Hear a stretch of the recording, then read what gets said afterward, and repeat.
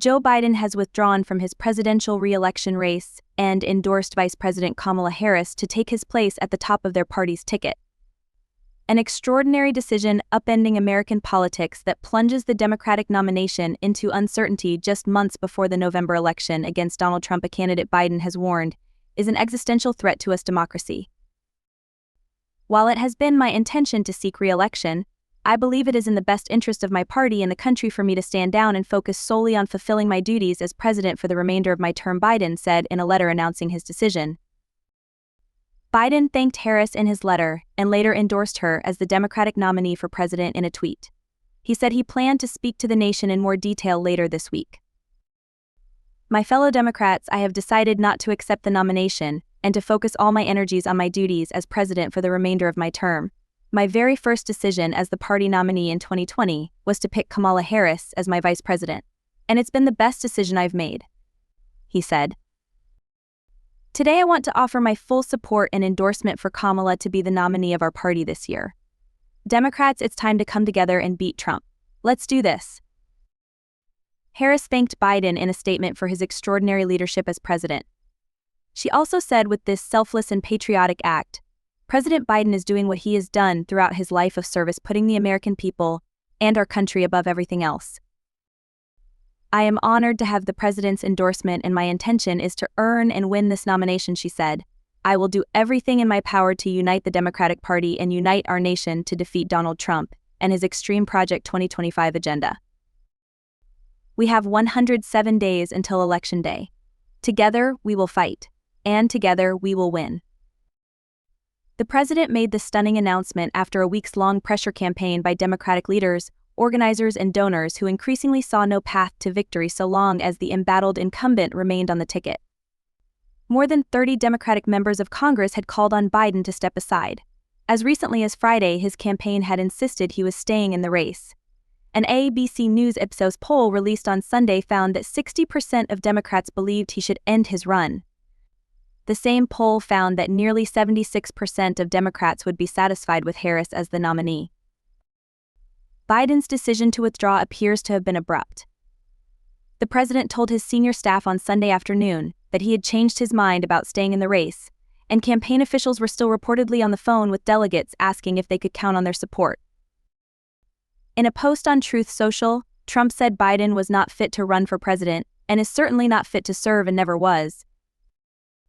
Biden only attained the position of president by lies, fake news, and not leaving his basement, Trump said. All those around him, including his doctor and the media, knew that he wasn't capable of being president, and he wasn't. Trump went on to list a series of falsehoods about immigration, concluding, "We will suffer greatly because of his presidency, but we will remedy the damage he has done very quickly. Make America great again."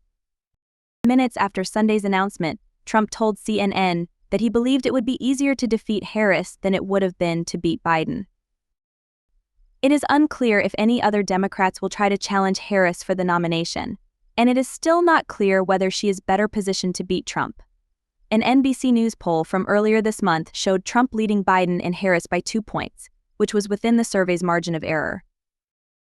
Barack Obama, the former president who selected Biden as his vice president for both of his terms, released a lengthy statement on Sunday praising Biden's decision. There had been reporting in recent days that there was tension between the two men over Biden feeling like Obama and other Democrats were trying to push him out. Joe Biden has been one of America's most consequential presidents, as well as a dear friend and partner to me, said Obama, who won the presidency in 2008. Today we've also been reminded again that he's a patriot of the highest order. I also know Joe has never backed down from a fight. For him to look at the political landscape and decide that he should pass the torch to a new nominee is surely one of the toughest in his life. But I know he wouldn't make this decision unless he believed it was right for America. It's a testament to Joe Biden's love of the country and a historic example of a genuine public servant, once again putting the interests of the American people ahead of his own, that future generations of leaders will do well to follow. Obama, who stopped short of endorsing Harris, said Democrats would be navigating uncharted waters in the days ahead. He added, "But I have extraordinary confidence that the leaders of our party will be able to create a process from which an outstanding nominee emerges." Bill and Hillary Clinton endorsed Harris in a joint statement on Sunday. "We are honored to join the president in endorsing Vice President Harris and will do whatever we can to support her," the former president and Secretary of State said. Harris's nomination is not automatic, and there are other Democrats including the Michigan governor, Gretchen Whitmer, the California governor, Gavin Newsom, and the Illinois governor, J.B. Pritzker, who could seek the nomination.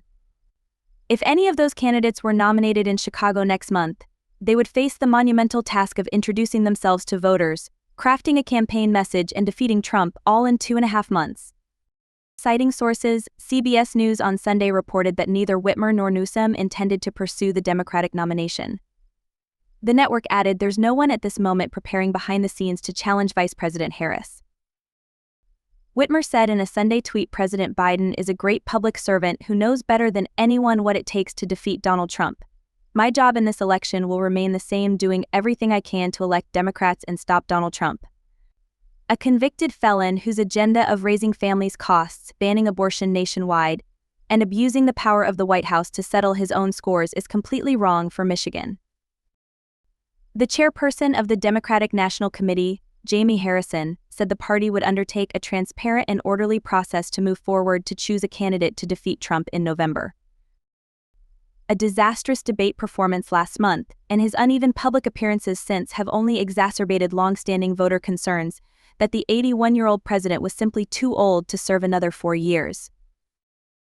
Democrats immediately praised Biden's decision, including Chuck Schumer, the majority leader in the U.S. Senate, and one of several Democrats who had been pressuring Biden to step aside.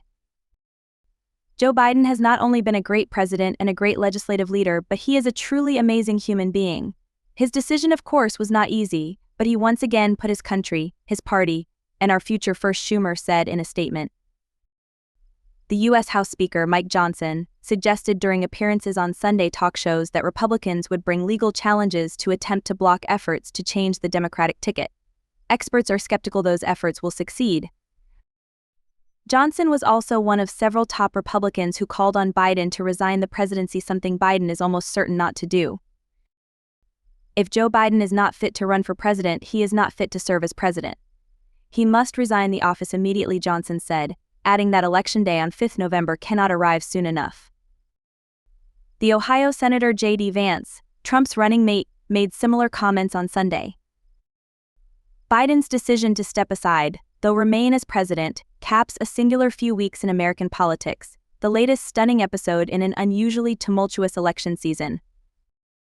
Trump, the former president and Republican nominee, narrowly survived an attempt on his life during a campaign rally in Pennsylvania that bloodied his ear and left one spectator dead.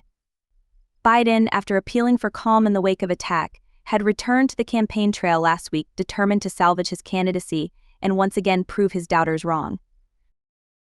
In media appearances, the president was defiant, insisting that he would remain the party's standard-bearer in November. On Wednesday, before delivering remarks at a conference in Nevada, he tested positive for COVID.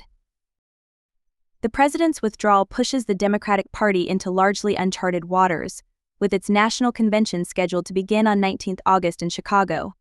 The nominee will also have a tight window to choose a running mate to take on Trump and Vance. It is not clear how Democrats will choose a new ticket. After serving as Biden's vice president, Harris, 59, has the largest national profile of any Democratic candidate, and delegates may view her as the safest option. Campaign finance experts also say that Harris would have the most straightforward legal argument to keep the Biden campaign's fundraising haul, while another nominee might have to forfeit that money. As of late May, the Biden campaign had $91.6 million in cash on hand.